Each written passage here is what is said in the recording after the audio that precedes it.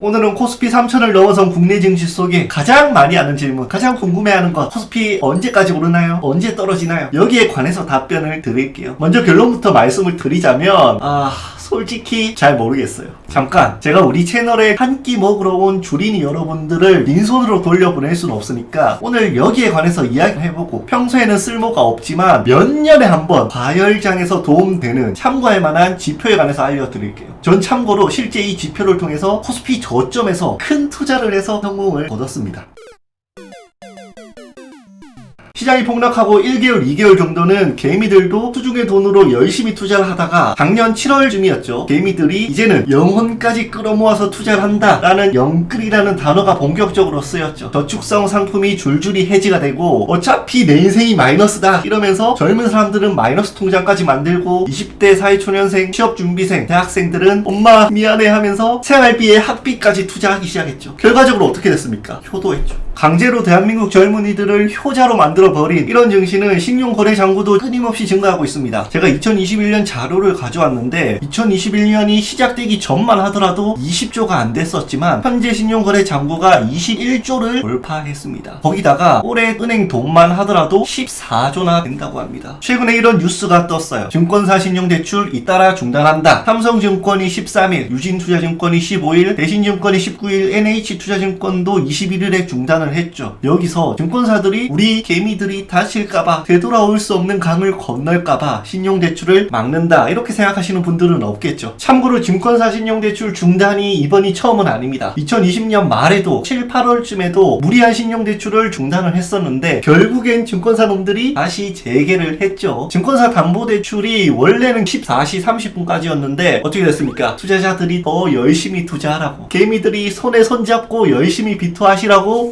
23시 30분까지 야간 대출까지 만들었습니다. 그런데 올해 신용대출 중단은 조금 의미가 다른 것 같아요. 자본시장법에서 증권사의 신용 공여 총액이 자기 자본의 100%를 넘지 못하도록 규정을 하고 있기 때문에 증권사들이 이제 빌려줄 돈이 바닥이 난 게 아닐까 예상이 돼요. 왜 이런 현상이 나타났을까요? 새롭게 탄생한 신조어에서 이 의미를 찾아볼 수가 있는데, 졸부, 벼락부자 이런 말은 들어보셨을 거예요. 최근에 벼락거지라는 말이 생겨났다고 해요. 자신의 선택이 아닌 외부의 힘에 의해서 자신의 부가 줄어들 때 나타나는 불안감을 젊은 세대가 느끼고 있어요. 이런 심리는 동학개미의 신용대출의 원동력이 되고 있습니다. 사람의 심리라는 게 여러분도 한번 잘 생각을 해보세요. 주식 투자를 할 때 얻을 때의 행복감보다 잃을 때의 상실감이 더 큰 적이 많았을 겁니다. 과거의 벼락부자, 졸부 이런 것은 다수가 못 얻었기 때문에 상실감이 크게 와닿지가 않았죠. 예를 들면 매주 로또 1등이 10명씩은 나오고 있지만 우리가 매주 상실감을 느끼진 않죠. 왜냐? 우리나라 국민의 4,999만 9,990명이 다 못 얻었기 때문이죠. 이게 바로 사람의 심리예요. 현재 상황은 반대죠. 다 얻는데 나만 못 얻는다면 상실감과 소외감은 더 크게 느껴질 거예요. 이런 소외감을 포모 증후군이라고도 하는데, 지금 있다 손에 아무것도 쥐고 있지 않으면 벼락거지가 되는 거예요. 여러분, 제가 주식 열기가 얼마나 높은지 사례를 조금 가져왔는데, 네이버 지식인에 B2 영끌로 검색해보니까 어떤 식으로 B2를 하느냐, 어느 증권사에서 되느냐, B2 하는 법, 그런 식으로 올라와 있습니다. 또 이런 질문도 받습니다. KRW 화폐 단위 다들 아시죠? 그런데 이 KRW가 무슨 뜻이냐 물어보는 투자자분들도 있었습니다. 이 말이 그동안 경제, 주식에 관심 없던 분들까지 주식 투자를 하고 있는지 볼 수 있는 사례죠. 또 다른 사례로 직장인들이 8시 50분만 되면 다들 화장실에 가서 주식 투자를 하고, 실제로 제 친구도 PC방을 하는데 애들이 PC방에 와서 게임을 안 하고 이제 주식 투자를 한다는 거예요. 그리고 최근에 또 정말 놀라운 유튜브 채널을 발견했는데, 13살 애가 주식, 비트코인 얘기를 하고 월 150, 월 1000을 벌었다 이런 식으로 말을 하는데, 처음에는 귀엽고 웃어 넘겼는데 뒤에 내용을 보면 저도 안 해본 주식 투자를 통해서 기부를 했다, 그리고 조회수가 또 5만이 넘습니다.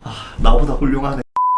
이렇게 주식에 대한 관심도가 최고조에 있는 만큼 지금 코스피 3000 시대에서 개미들의 걱정 또한 높아졌어요. 최근에 3200에서 주가가 뒤로 후퇴를 했는데, 투자 업무를 하는 사람으로서 분명히 코스피 2000 중반에서 하락했던 것과는 분위기가 정말 많이 달라졌어요. 그리고 다시 한번 하이먼 미스키 모델이 생각나면서 아마 이 표 보신 적 다들 있을 거예요. 대표적인 버블 분기 이론인데, 설명을 조금 드리면 하이먼 미스키 모델은 주가를 사람의 심리와 결부시킨 이론입니다. 과거에 비트코인 때도 많이 부각을 받았죠. 처음에 주가가 언론 보도와 투자자들의 열정 그리고 과잉된 탐욕과 환상에 의해서 주가가 많이 오르게 됩니다. 어느 순간 주가 오르는 것을 새로운 논리에 끼워 맞추게 됩니다. 정당하다고 생각하는 거죠, 스스로. 지금 시장을 굳이 조금 끼워 맞춘다면은 새로운 논리, 코스피의 체질이 많이 바뀌었다. 언컨택으로 인해서 네이버, 카카오의 기업 평가가 다시 한번 이루어졌고, 현대차 같은 경우에도 애플카, 전기차 시장에서 더 부각을 나타낼 가능성이 높아졌다. 그리고 4차 산업혁명이 매우 중요한 산업인 2차 전지 기업들, 삼성, LG 이런 기업들이 우리나라에 많이 몰려있다. 우리나라가 그 분야의 최고에 있다. 코스피가 재평가되어야 되고 체질이 많이 바뀌었다. 이런 식으로 새로운 논리가 탄생을 하는 겁니다. 그래서 주가가 3,000 이상, 3,500 이상, 4,000 갈 수 있다. 이런 식으로 얘기를 하는 겁니다. 하지만 주가가 한 번쯤은 눌러지겠죠. 예를 들어서 지금도 끼워 맞추자면 삼성의 이재용 부회장이 구속되면서 삼성그룹 전체의 주가가 좀 빠지기 시작했다. 그것 때문에 시장이 하락한 거지 시장은 더 갈 것이다. 왜? 체질이 바뀌었으니까. 하지만 이것은 현실의 부정이었고 결과적으로 시장이 빠지면서 투자자들이 공포를 느끼면서 주가가 폭락을 하게 된다. 그리고 주가는 결과적으로 장기 평균에 회귀한다. 이게 바로 하이머미스키 모델의 이론입니다. 그런데 그거 아세요? 코스피 3000은 이미 5년 전부터 코스피가 3000에 가느냐 마느냐 계속 이야기가 되었던 숫자입니다. 코스피 3000은 이미 꿈을 꾸고 있었던, 그러니까 코스피가 잠재력이 있었던 숫자였습니다. 그런데 지금 3000에 도달했죠? 지금부터는 신중해야 됩니다. 오늘 썰의 핵심인데 시장이 더 오르냐 더 떨어지느냐 이런 이분법적인 관점으로 시장을 바라보면 명확한 답이 나오진 않습니다. 제가 다수의 전문가들이 생각하는 것들을 간단히 상승과 하락의 관점에서 적어봤는데 앞으로 시장이 상승한다의 의견을 보면 바이든 행정부가 경기부양책 1.9조를 실시하겠다. 그리고 향후에도 확정적으로 더 실시될 전망이다. 또 채권이 발행이 되어야 되고 양적 완화가 되어야 되고 그 과정에서 달러 인덱스가 여전히 외국 자본이 우리나라에 들어오는데 유리하다. 또 해외 주요 증시에 비해서 우리나라가 여전히 저평가되어 있다. DR이 낮다. 또 과거 버블 경제와는 분명히 차이가 있다. 반도체, 2차 전지, 전기차 이런 쪽으로 시장 자체의 체제가 완전히 바뀌었다. 그리고 지금 빼놓을 수 없는 얘기도 있는데 바로 공매도죠. 공매도 같은 경우에는 향후에 추가적인 이야기로 다시 말씀드리겠습니다. 일단 이 공매도가 4월 재보선을 앞두고 연기될 가능성도 충분히 많이 높다는 점이 바로 상승 의견을 가진 전문가들의 주된 이야기입니다. 하지만 하락 쪽의 이야기도 정말 만만치 않습니다. 한국이 미국에 비해서 저평가받는 이유가 ROE가 낮기 때문이다. 또 약달러세가 지금 주춤한 상황에 들어섰고 미국이 또 행정부가 교체가 되기 때문에 앞으로 외국인 변수가 나타날 가능성이 더 높아졌다. 지금 외국인의 보유 주식이 700조 정도가 됩니다. 하지만 우리 동학개미운동 엄청난 것처럼 보이지만 주식 잔고가 100조 정도밖에 불과합니다. 여전히 개미는 외국인 자본에 비해선 터무니없이 작은 돈입니다. 그렇기 때문에 코스피가 외국계 자본이 크게 빠져나간다면 하락을 피할 수는 없다. 또 3월 공매도가 재개되면 하락에 큰 영향을 받을 것이다. 물질적으로 영향을 주지 않아도 심리적으로도 많이 반영이 될 것이다. 이런 내용입니다. 또 연기금 주요 투자기관에서 연속 순매도 비중이 계속 높아지고 있다. 이 말이 포트폴리오 자체를 바꾸고 있는 것이 아니겠느냐. 왜? 하락을 이제부터 전망하기 때문에. 그리고 최근에 이런 일도 있었죠. MBT 저희 경제 함께에서 설명을 드리기도 했는데 청약 경쟁률이 무려 4,498대 1로 집계가 됐는데 보통 한두 달 전만 하더라도 당장 첫날에 상한가 기본으로 가는 거다 이렇게 생각할 수가 있었지만 이전과는 다르게 상한가에 도달하지 못하고 오히려 주가가 장중 빠지는 모습을 많이 보여주면서 매수 심리가 많이 위축이 되었구나 이런 식으로 추측을 할 수 있다 이런 내용입니다. 양쪽 의견 모두 확신을 할 수는 없지만 양쪽 모두 동의하는 부분은 있었어요. 현재 시장의 기대 수익률이 과거에 비해서 큰가? 우리는 대체 지금 어디에 있는가에 관해서 대체적으로 절반 이상은 왔다. 7분 응선은 돌파했다. 이런 분위기예요. 아무리 코스피 4천에 간다 이런 식으로 외치는 극진적 관점의 투자자라고 하더라도 시장 조정의 골짜기는 있을 것이다 라고 봅니다. 우리는 시장에 땔감을 정말 많이 넣었어요. 저금리 대출, 신용, 약달러, 풍부한 유동성 시장이 좋다는 건 지금 다 때려박았기 때문에 그만큼 증시 과열에 대한 부담 변수가 상당히 많아졌어요.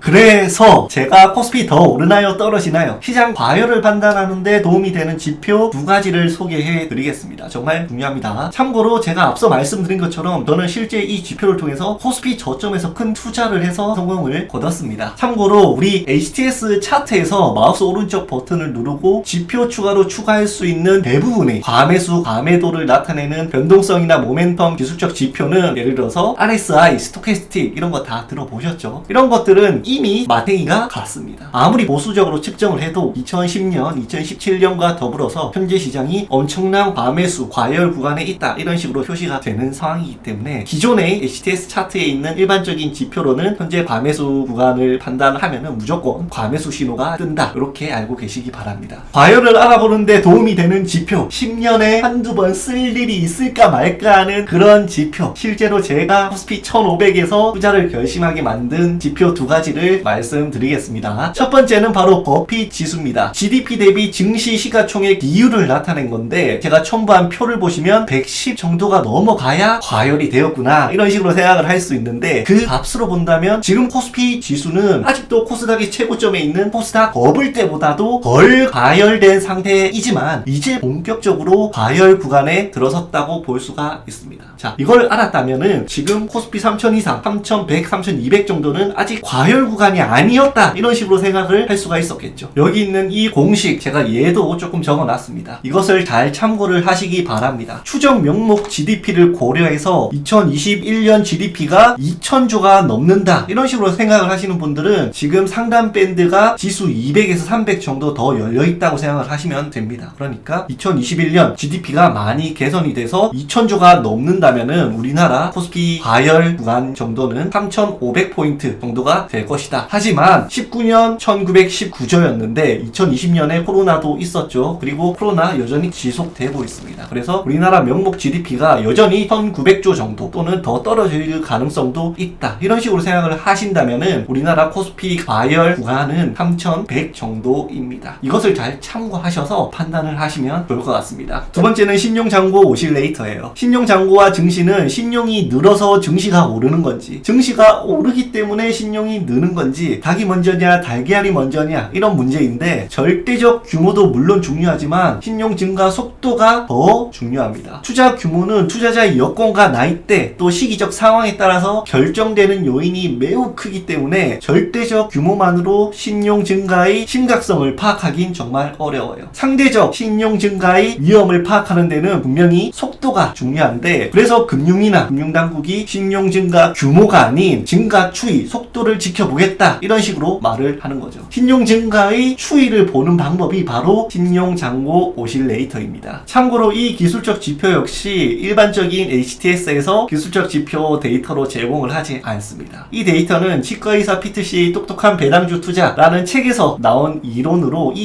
이론을 가지고 제가 옆에 공식을 적어놨죠. 계산 공식을 보고 미래에셋 대우 증권에서 유일하게 데이터로 제공하는 자료입니다. 그래서 저도 이 데이터를 쓰기 위해서 미래에셋 대우를 별도로 가입을 했었습니다. 제가 오실레이터 값의 평균의 의미를 여기 표시해 놨죠. 한번 참고해 보시면 될 것 같고요. 이 오실레이터 값은 플러스 마이너스 0.3 구간에서 주로 움직이고 저는 플러스 마이너스 0.6부터 증가 속도가 커졌다 라고 생각을 해요. 이 데이터에선 지금 시장이 신용장고 증가 속도가 역사적으로 과도하다 라고 볼 수는 없지만 분명히 과열 구간에는 들어섰다 라고 생각을 할 수가 있죠. 마무리할게요. 증권사의 대출 자금이 이제 바닥을 보이기 시작하고 버핏 지수, 신용장고 오실레이터도 지금까지는 아니었지만 이제부터 과열 구간 가능성을 표시해주고 있어요. 다시 한번 코스피 더 오를지 떨어질지 저는 정말 모르겠지만 오늘 알려드린 기술 지표를 응용해서 참고를 하시고 그것도 귀찮고 어려운 주린이 분들은 시장이 3200, 3300 이상부터는 과열의 위험이 있다 꼭 생각을 하셨으면 좋겠습니다.